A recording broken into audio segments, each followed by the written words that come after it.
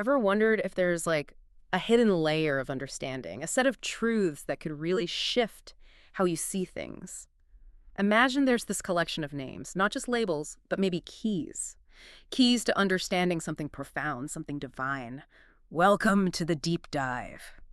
Today we're getting into something really ancient and incredibly rich, the divine names. We've got some fascinating source material here, research, traditions, really deep insights. They all talk about the names given to God, how many there are, what they mean, and some, well, frankly, amazing stories connected to them. Yeah, and our goal today is to unpack these sources for you. We want to explore the wisdom in these names and figure out what it really means to, engage with them. It's definitely more than just memorizing a list. You'll find some surprising connections, I think. Layers of meaning linking the divine right back to us, to our human lives. Right, let's dive in then. So, a central idea, it pops up in a few of our sources, comes straight from the prophet. It goes, indeed, God has 99 names, one less than 100. Whoever enumerates them shall enter paradise. That's quite a statement, isn't it? It really is a direct link between knowing these names and this incredible spiritual outcome, paradise. Exactly. But what does enumerates really mean there? The word is sika. Precisely.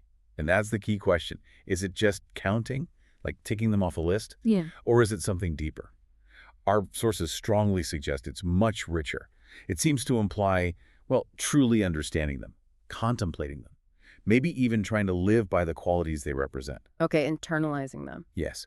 And there's another saying from the prophet that reinforces this: whoever calls upon God by them, he will answer him. Hmm. See, that points to an active relationship. You're using the names, interacting through them, not just passively knowing they exist. So it's about actively integrating this knowledge. Okay, now here's where it gets really, really interesting for me. Our sources. They don't just give us one list of these 99 names. They actually present two different lists. That's right. It's fascinating. So the first list, this one comes through Imam Sadiq, a descendant of the prophet. Correct. And it includes names like, well, just a few examples. Allah, the God, the One, the Unique, the Eternal, The first, the last, the all-hearing, the all-seeing. the All-Powerful, the Most High, the Ever-Remaining, the Originator, the Creator, the Most Generous. It's a long list. A beautiful list, yeah, covering so many aspects. And then you have the second list. This one's from Abu Huraira, a companion of the Prophet. It also has 99 names, naturally. But you notice right away it starts differently. It includes different names, too. Like what? Give us a feel for that one. Okay, so this one has names like Allah, the One, the Eternal. Some overlap: the First, the Last, the Manifest, the Hidden, the Creator, the Maker, the Fashioner, the King, the Holy, the Peace, the Giver of Security. The overseer, the almighty, the compeller, the supremely great. Again, a very powerful set of attributes. The Most Gracious, the Most Merciful, the Subtle, the All-Aware. You get the idea. Different emphasis, different selection. So, okay. Two lists, both 99 names, both trace back to the prophet. That feels potentially confusing. How do we make sense of that? What are the sources suggesting here? Well, it's less a confusion and more an indication of something profound, I think. It tells us that God's attributes, his essence, it's just too vast, too multifaceted for any single human list to capture completely. Ah, okay. So the lists aren't necessarily contradictory. Exactly. The point isn't really about which list is the right one. It's more about appreciating the sheer breadth. It invites us to understand divinity in a more expansive way, less rigid. It acknowledges that, well, the divine reality is just bigger than any one enumeration. That reframes it completely. It's like different windows looking onto the same infinite reality. That's a great way to put it. Our language, our concepts, they can only go so far. Okay. So beyond just the lists, let's dig into the meaning of some individual names. Our sources pick out a few. What about Al-Mumin? It translates as the giver of security, or sometimes the believer. Yes, it has this dual aspect. From the divine perspective, God is Al-Mumin because, as one source puts it, he grants security from his punishment to those who obey him. A promise of safety, then, for the righteous. Right. But then there's the human connection, which is really striking. A person is called Munim because he trusts in God and God honors his trust. Ah, so it's reciprocal. Yeah. Trust and affirmation. Precisely. And it gets even more practical. Imam Sadiq expands on this. He says, the believer is one who safeguards his neighbor from his mischief. Wow, okay. Very concrete. And he adds, the believer is one whom Muslims trust with their wealth and lives. So if God is the ultimate source of security, the human mu'min is someone who embodies that, someone trustworthy who makes others feel safe. You've got it. The divine attribute becomes a blueprint for our own character. Integrity, reliability, ensuring safety, it's all wrapped up in understanding Al-Mu'min. It's not just knowing the name, it's becoming what it signifies. Exactly. It's reflecting that divine quality. Now let's look at another pair, Al-Sayyid and Al-Mawla. Master, chief, protector. Right. There's that interesting story in the sources involving Ali. The Prophet says, Ali is Sayyid of the Arabs. Yes, and when Aisha, his wife, asks if the Prophet himself isn't the Sayyid of the Arabs, he clarifies. He says, I am Sayyid of the children of Adam, and Ali is Sayyid of the Arabs. It sets up a kind of specific leadership role. But what does Sayyid mean in this really deep sense? It's clearly more than just chief. Definitely. The Prophet defines it himself. A Sayyid is one whose obedience is obligatory, just as my obedience is obligatory. Whoa. Okay. That links leadership directly to divine authority. Obedience isn't just suggested, it's mandated. In this specific context, yes. It's showing that true, legitimate leadership reflects divine qualities. Justice, protection, guidance. It's not about power for power's sake. It's about embodying something higher. And that earns, or rather demands, obedience. Like they become exemplars. Exactly. And this is backed up by that other famous statement, whomever I am his Mawla, Ali is his Mawla. Mawla also carrying meanings of master, protector, guide. So it shows a chain of authority, from the divine through the prophet to these designated leaders. Precisely. It's about how divine attributes of mastery and protection are mirrored in certain human figures for humanity's guidance. That's quite a concept. And it leads into another, maybe more philosophical point from Imam Sadiq, a very short but loaded statement.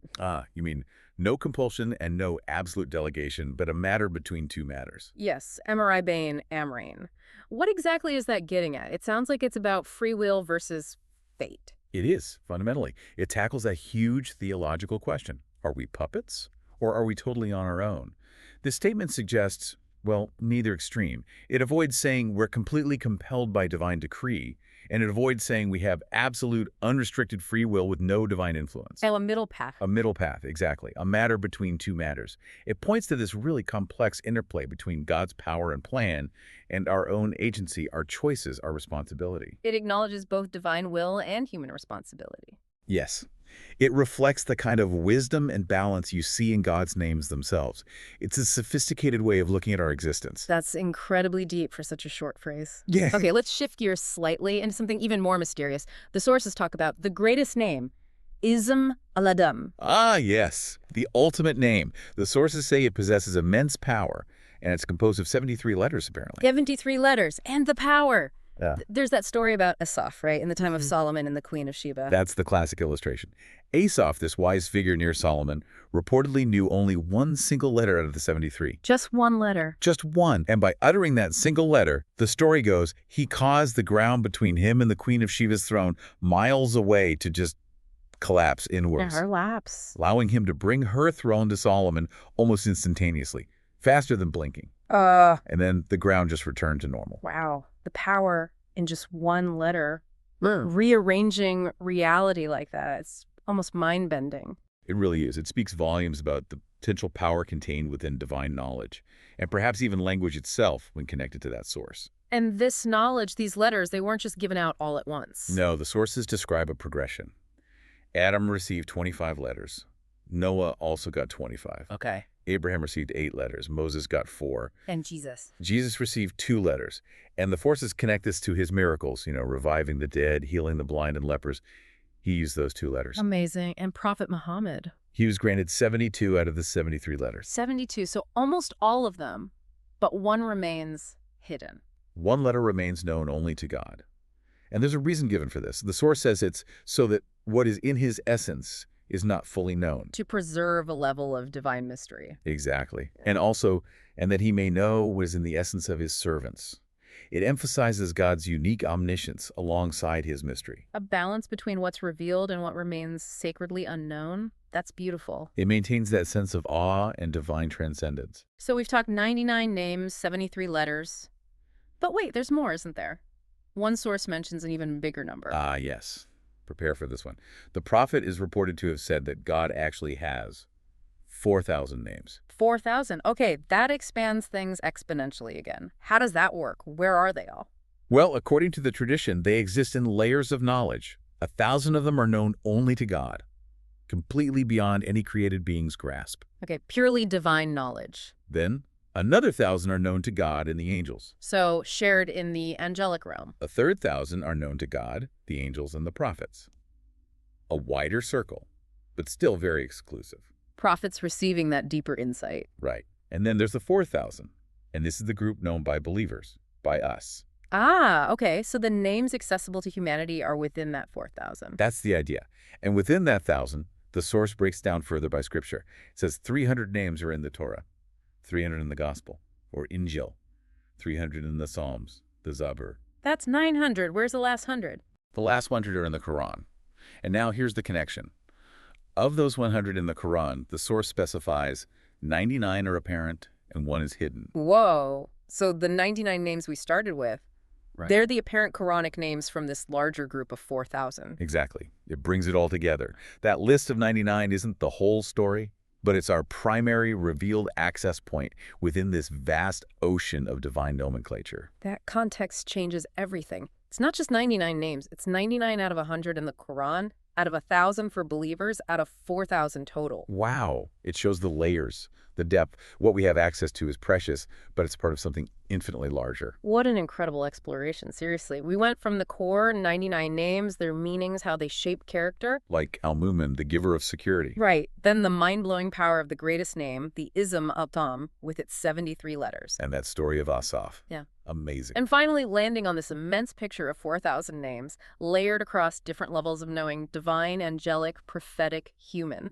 And it really underscores that this isn't just, trivia or list making. It's about grasping the sheer richness of the divine and how understanding even a fraction of that can transform our lives, our ethics, our connection. How we strive to reflect those qualities ourselves. Precisely. It's a call to embody them. So as we finish up, here's something to chew on, maybe.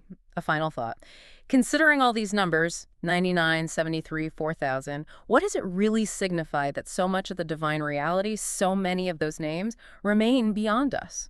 Known only to God. What lessons are there in the knowledge God does choose to reveal? And perhaps just as importantly, in the vastness he keeps sacredly to himself. Something profound to reflect on. Thank you for joining us on this deep dive today.